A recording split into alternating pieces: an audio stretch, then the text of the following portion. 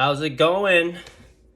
I don't really have the clips I normally have weekly for surfing because I did something that I don't normally do. I left the GoPro at home, but I did it on purpose. I actually just wanted to surf today. I had a great surf session this morning. I took the GoPro out yesterday. Didn't catch a bunch of waves because it was crowded. I caught one decent wave.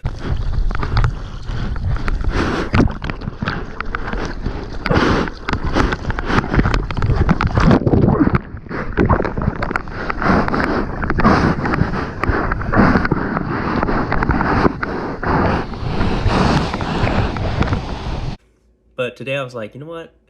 I just want to experience how it feels like to not have a GoPro. And it was good.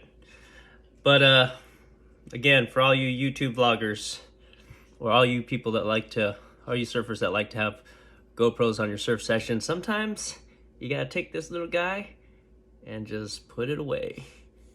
And you'll surf better, you'll breathe better. And I don't know, for me, like when I'm positioning for a wave, I don't know, I'm kind of embarrassed surfing with a GoPro in my mouth. So I'm always trying to hide it, and I put it in my mouth at the last second before I catch a wave. So it kind of messes with me with trying to position myself for a wave. So when I don't have the GoPro in my mouth, I can get to the wave quicker and faster, and there's no delay. Whereas when this thing is in my mouth, there's this like couple seconds delay before I can start paddling for the wave, because I gotta press the button and then start paddling and put it in my mouth and get it all set. So it's kind of a hassle, but I love filming. I was filming even before I had a YouTube channel, because I just like to share videos with my friends and it makes me happy. All right, but I don't have like a lot of clips or a lot of content for this week, so I thought I'd take a dive into my quiver. And it's the Dream Quiver. I have been buying and selling surfboards for a long time, constantly swapping them out. And my wife's always wondering, like, she's like, you're just gonna sell that board again when she sees me take a board home. And you can't blame her, because that's what happens. But you know what? I haven't really been shopping for boards anymore, because I got the Dream Quiver right now. So let's take a deep dive into my quiver, and let's go.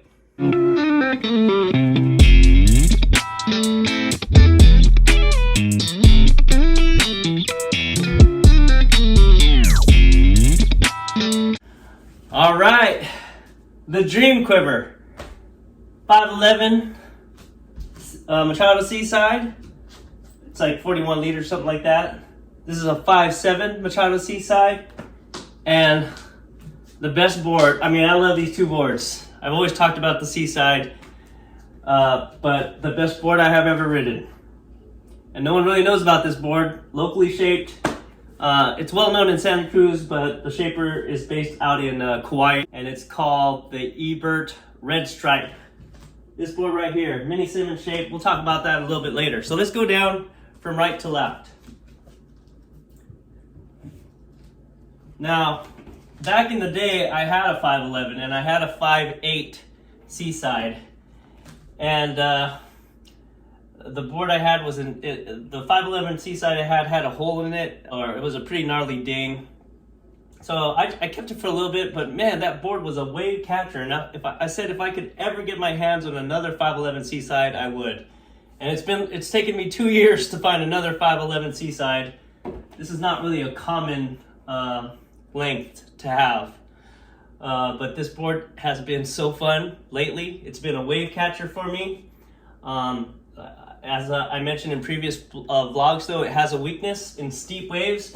It is almost 23 inches wide. I could barely carry it in my arm when I'm walking. It like barely fits under my armpit. 23 inches wide, so you do not want to bring this board on steep waves. That's what I learned. But on mushy waves or 2 to 3 foot day, take this board out and you'll have a blast. It'll catch every wave in the book, and you can shred on it too. I had a little ding here that I fixed, but for the most part, this board is in really good shape. A quick story on this board is it was listed at $375, which is really cheap for a Seaside. If you ever look for Seasides on Craigslist for a used board, these boards go like $500, $600, even when they're older. They hold their value. So that's one thing I like about Seasides is if you do want to sell it, which you should never do, by the way, you should always keep these boards. But if you ever decide to sell it, they hold their value. You might even make a few bucks extra when you sell it because it's a hot commodity. But this guy had it for sale for $375. I said, hey man, if you hold it for me, because I couldn't pick it up right away, I'll pick it up. I'll give you $400 cash. I meet up with the guy, like he held it for me, and all he took was the $375. He was like, I just want to give this board to you. I could tell you're stoked about it, and what a treat. He held it for me. This board could have easily went for $400, $500 tops. But anyway, if you have a bigger Seaside, 5'11", 6 foot, take it out on the mushy days. It will treat you right. Have a few clips of me surfing this 5'10", which is similar, and I even had a 6'0", and on mushy point breaks, man, the board just flies, and you can go down the line so nice and smooth, and it feels like you're flying. It feels like you're flying. It's an amazing, amazing board. Try to get one, especially if you're in your 40s. Try to get these big Seasides. Now I'm going to skip over on this middle board real quick. Obviously that's a 5'7" Seaside, but I want to talk about man, just picking up this board. It is so much lighter. Man, it is light as a feather. 5'8". And I don't really know the liters on this board, but it feels like it's maybe 33 to 35 liters. And it is a gem. I have caught the best waves of my life on this board, and because it's so light, I could just turn this board on a dime, and it's nothing that I'm not really that great of a surfer, obviously. I don't have like 50,000 people following me. I'm just an average Joe surfer in my 40s trying to have fun.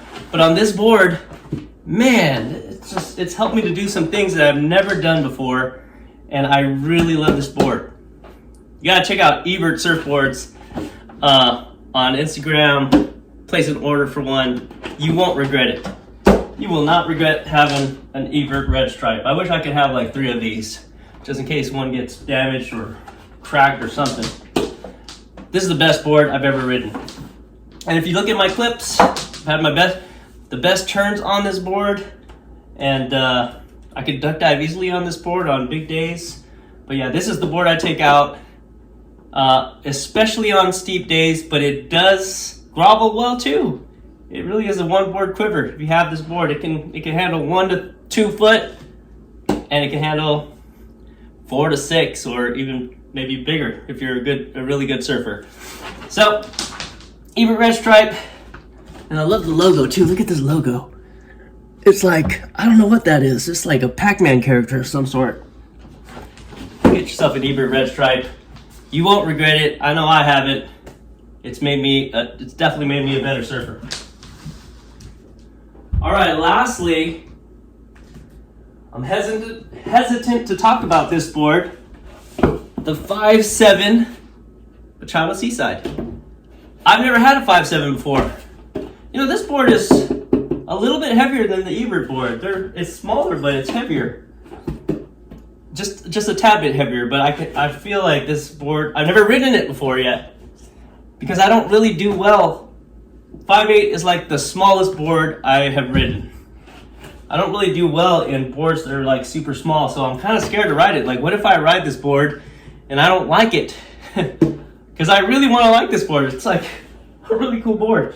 Now, I bought this board for $400 on Craigslist. It has 2 professional dings on it.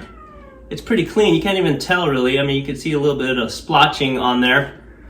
But you can't find a newer version of the Machado Seaside for $400. So I had to pick this one up, and now I got 2 Seasides in my quiver again. I used to have 3 Seasides at one time. and I got rid of them, and I was so regretful. But anyway, I want to like this board, so I've kind of held off from riding it because I just don't want to have any bad thoughts about it. But I'm going to take it out during the week, and I'm going to let you know how it goes. I've had a 5.8. The 5.8 is 35 liters. This one is 33. So we'll see how it goes. I'm kind of a bigger guy. I mean, I'm 5'7", but I weigh like 175. Too much beer. I'm trying to cut down. Get your kombucha, y'all. It's better for your gut. Gives you much more of a healthy gut, and you don't really need to pound the beers as much. Once in a while, it's good to have a hazy, but you don't need to pound the beers as much. Get yourself some kombucha. Feels good.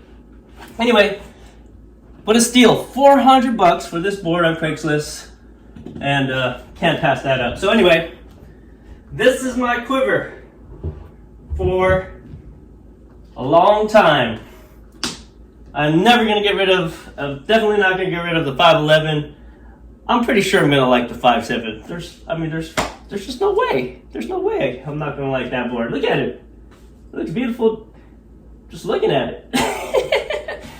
But yeah, this is my Quiver. What I am missing though is I'm missing the mid-length. I did have a mid-length recently, but it was a little too long for me. It was 7.8, and it was kind of hard to turn. And so I got rid of it, and I've ordered a new mid-length, and on a future vlog I'll let you know. I got a local shaper, Southern California, who's making me a 7.4 mid-length fish, and looking forward to letting you guys see what that looks like and how it rides too as well. Thanks for watching as always. Take the GoPro out of your mouth every once in a while and just have fun surfing. You don't need to have clips all the time, but I like to have clips, and I like to have this YouTube channel. This YouTube channel is fun for me. It's a nice little hobby for me that I like to do, and I really appreciate everyone that's subscribed. I almost have 550 followers, but I don't really care how many followers I have. I'm just glad to make these videos, and one day I'm going to look back at these videos when I'm old and gray, and I'm going to be like, I used to surf back in the day, in my 40s, and you can too. Catch you later. Choo!